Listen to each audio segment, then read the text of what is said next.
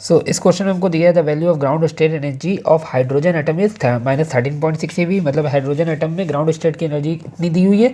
हमें कैलकुलेट करना है कि कितनी एनर्जी की रिक्वायरमेंट होगी to move the electron from its ground state, मतलब इतनी एनर्जी से फर्स्ट एक्साइटेड स्टेट। ठीक है, और दूसरा दिया है kinetic energy and orbital radius, हमको फर्स्ट एक्साइटेड स्टेट की कैलकुलेट करनी है, जबकि बोहर रेडियस हमें पता होता है 0.53 एंगस्ट्रॉम होती है।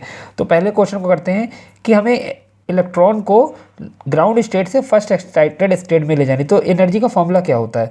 एनर्जी का फॉर्मूला होता है -13.6 बाई एन स्क्वायर। तो हमें पता है कि ये ग्राउंड स्टेट है और ये फर्स्ट एक्साइटेड स्टेट है, तो यहाँ पर एनर्जी कितनी दी हुई है -13.6 ईवी, और इसे हमें फर्स्ट एक्साइटेड स्टेट मिल जाए। तो फर्स्ट एक्साइटेड स्टेट होगी क्या, n बराबर 2 ही तो होगी।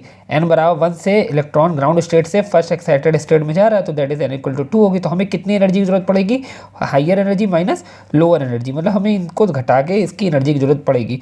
तो कैसे निकालेंगे, हमें E1 की एनर्जी पता होनी चाहिए और E2 की पता होनी चाहिए। तो उसके लिए फॉर्मूला है, जब E1 की निकालनी होगी तो n की वैल्यू को 1 पुट करेंगे तो हमारे ये आंसर आया। जब E2 निकालनी होगी तो n की जगह पर हम 2 पुट करेंगे, यानी फर्स्ट एक्साइटेड स्टेट कौन होगा, n इक्वल टू 2 होगा। First excited state n equal to 2 होगा। ठीक है, तो उस पर हमने 2 को सब्सटीट्यूट करके यहाँ पर E2 की वैल्यू निकाली। अब हमें रिक्वायर्ड एनर्जी कितना होगा, E2 माइनस E1, तो हम कैलकुलेट करके सिंपली 10.2 EV हमारा आंसर हो जाएगा। अब सेकंड पार्ट में हमसे क्या कहा गया है, काइनेटिक एनर्जी कैलकुलेट करना है। तो काइनेटिक एनर्जी निकालने का सीधा कैलकुलेशन आपको हम बताते हैं, सीधा फंडा बताते हैं कि आपको करना कुछ नहीं है, जो टोटल एनर्जी जिस स्टेट की पूछी गई है बस उसी के आगे माइनस लगाना है। मतलब हमें कहाँ पूछा गया है, काइनेटिक एनर्जी और ऑर्बिटल रेडियस निकालनी first excited state. First excited state कौन सी है, n इक्वल टू 2।